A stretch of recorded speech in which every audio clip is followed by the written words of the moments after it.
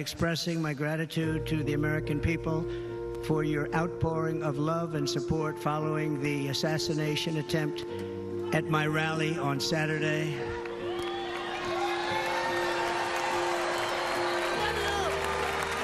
As you already know, the assassin's bullet came within a quarter of an inch of taking my life.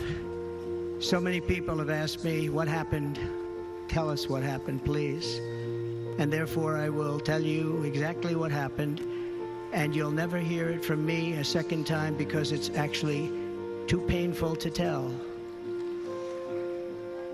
It was a warm, beautiful day in the early evening in Butler Township in the great Commonwealth of Pennsylvania. Music was loudly playing, and the campaign was doing really well. I went to the stage and the crowd was cheering wildly. Everybody was happy. I began speaking very strongly, powerfully, and happily because I was discussing the great job my administration did on immigration at the southern border. We were very proud of it.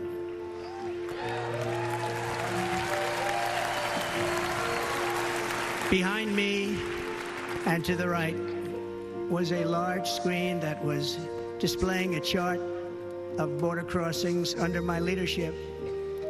The numbers were absolutely amazing. In order to see the chart, I started to, like this, turn to my right and was ready to begin a little bit further turn, which I'm very lucky I didn't do, when I heard a loud whizzing sound and felt something hit me really, really hard on my right ear. I said to myself, wow, what was that? It can only be a bullet. And moved my right hand to my ear, brought it down. My hand was covered with blood, just absolutely blood all over the place. I immediately knew it was very serious, that we were under attack, and in one movement proceeded to drop to the ground. Bullets were continuing to fly as very brave Secret Service agents rushed to the stage, and they really did, they rushed to the stage.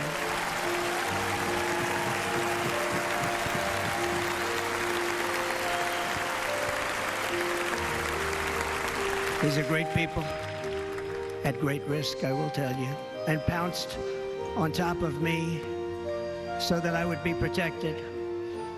There was blood pouring everywhere, and yet, in a certain way, I felt very safe because I had God on my side. I felt that.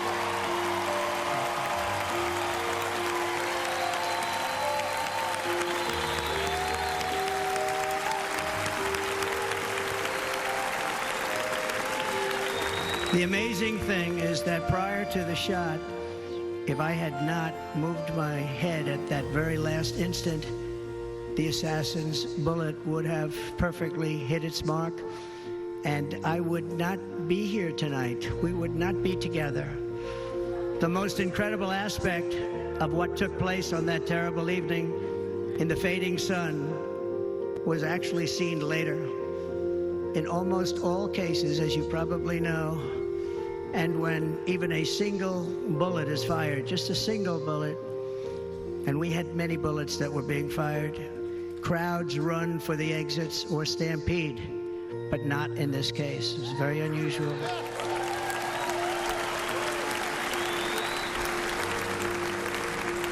This massive crowd of tens of thousands of people stood by and didn't move an inch. In fact, many of them bravely but automatically stood up looking for where the sniper would be. They knew immediately it was a sniper, and then began pointing at him. You can see that if you look at the group behind me. That was just a small group compared to what was in front. Nobody ran, and by not stampeding, many lives were saved. But that isn't the reason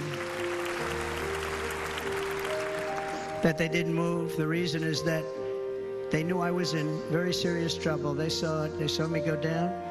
They saw the blood and thought, actually most did, that I was dead. They knew it was a shot to the head. They saw the blood. And there's an interesting statistic. The ears are the bloodiest part. If something happens with the ears, they bleed more than any other part of the body.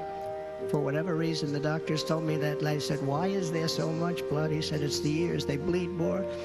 So we learned something, but they just,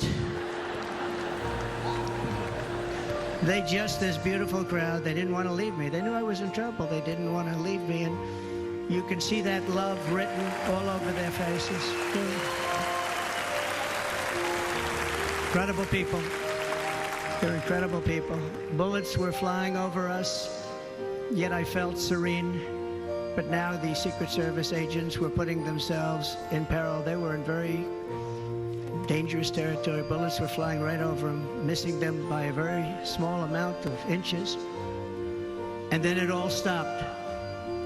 Our Secret Service sniper, from a much greater distance and with only one bullet used, took the assassin's life, took him out.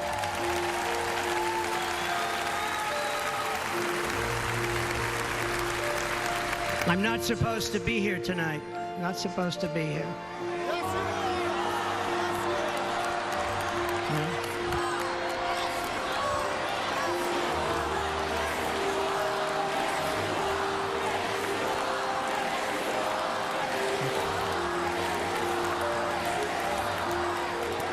Thank you. But I'm not. And I'll tell you, I stand before you in this arena only by the grace of Almighty God.